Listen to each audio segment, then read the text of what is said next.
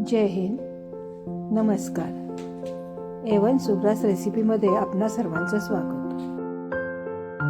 15 August स्पेशलमध्ये आजची ही 6वी recipe. पहिल्यांदा मी पालक पनीर आणि पालक पराठा करायला घेत आहे. त्यासाठी एक जुडी पालकाची घेतली. पालक चांगला निवडला, चांगला धुतला आणि मिठाच्या गरम पाण्यामध्ये एक 5 मिनिटं झाकून ठेवला. नंतर मिक्सरच्या भांड्यामध्ये आलं, लसूण, जिरं आणि पालक घालून त्याची एक चांगली प्युरी करून घेतली. नंतर 1 कप मैद्यामध्ये पालकाची प्युरी, थोडं मीठ आणि तेल घालून त्याचं चांगलं पीठ मळलं. ते पीठ चांगलं भिजण्यासाठी 5 मिनिटं बाजूला ठेवलं.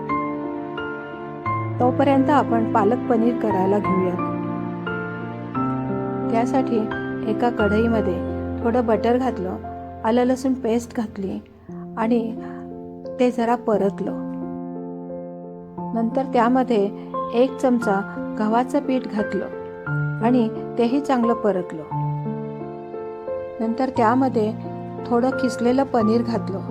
हे पनीर तुम्हाला पाहिजे तेवढं तुम्ही घेऊ शकता. त्याचं काही प्रमाण निश्चित नाही केलं तरी काही हरकत नाही.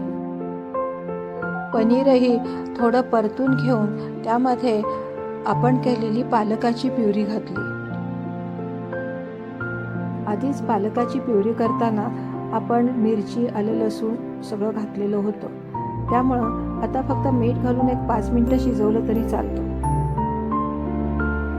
आता आपण पालक पराठा करायला घेऊया.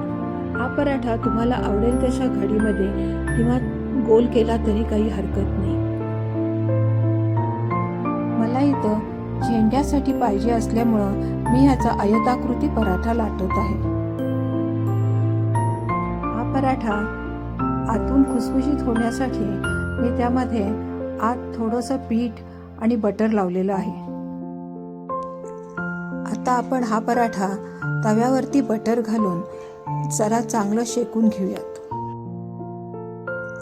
हा पराठा थोडा जाड केल्यामुळं मंद आचेवरती शेकावा लागेल. या पराठ्यामध्ये आतील बाजूस थोडं पनीर घातलं तरी चालेल. मी पालकामध्ये पनीर घातल्यामुळं पराठ्यामध्ये पनीर घातलेलं नाहीये. पराठा शेकून झालेला आहे. आता आपण दुसरा पराठा करायला घेऊयात. 1 वाटी मैद्यामध्ये थोडं मीठ आणि तेल घालून सैलसर गोळा भिजवून घेऊयात. वरनं तेल लावून हा गोळा एक 5 मिनिटं भिजवून ठेवूयात.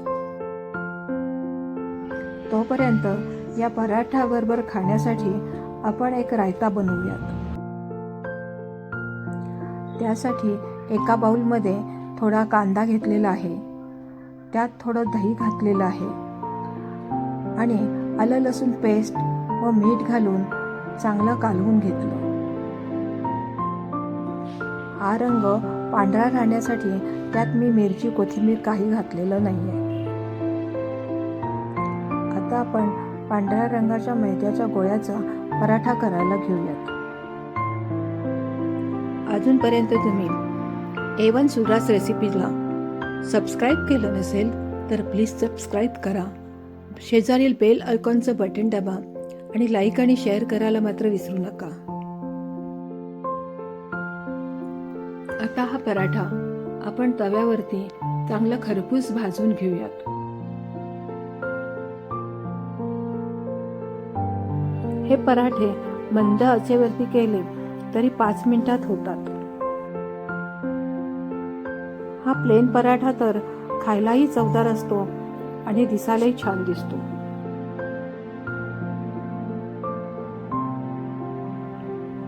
पराठा आता चांगला भाजून झालेला आहे. आता आपण केशरी रंगाच्या पराठ्यासाठी टोमॅटोची प्युरी करून घेत आहोत. त्यामध्ये 1 लाल टोमॅटो, 2 लाल मिरच्या, 4 लसणाच्या पाकळ्या आणि थोडं आलं असं घातलेलं आहे.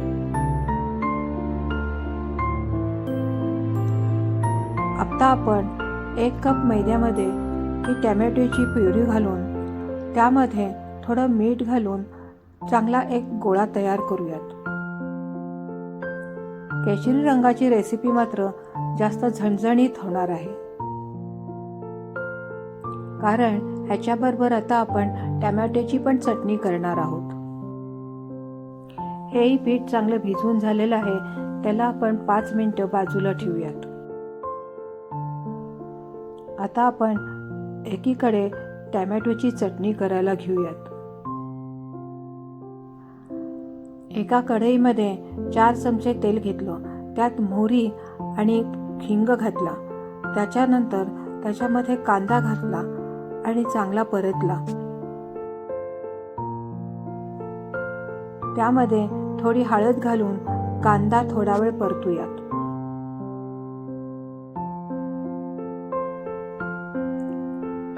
आता त्यामध्ये टॅमॅटो घालूयात आणि तोही चांगला परतून घेऊयात आणि त्याला चांगली 2 मिनिटं वाफ देऊयात. टॅमॅटो हा वाफेवरती जास्त शिजवायचा आहे. त्याला मी 2 वाफा दिलेल्या आहेत आणि तो चांगला शिजवला आहे. आता टॅमॅटो शिजल्यावर त्यात थोडं मीठ,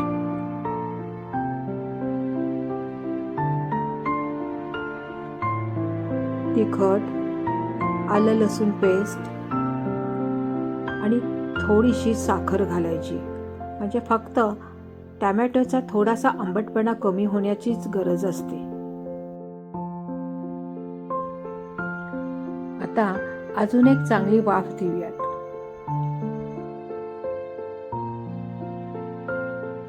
आता ही चटणी चांगली तयार झालेली आहे.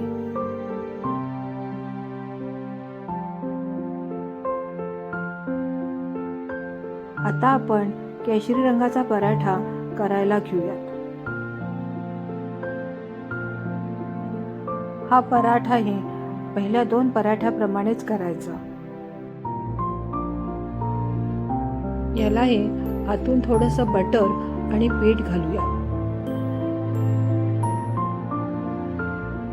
त्यामुळं हे पराठे आतून सुद्धा चांगले खुसखुशीत होतात. तुम्हाला नवीन नवीन रेसिपीज किंवा काही आयडिया सुचत असतील तर मला मात्र कॉमेंट्समध्ये जरूर कळवा. हा पराठा आता पहिल्या पराठ्यासारखा आयताकृती करून घेऊयात. आता हा पराठा सुद्धा तव्यावरती थोडं बटर घालून मंद आचेवरती शेकून घेऊयात.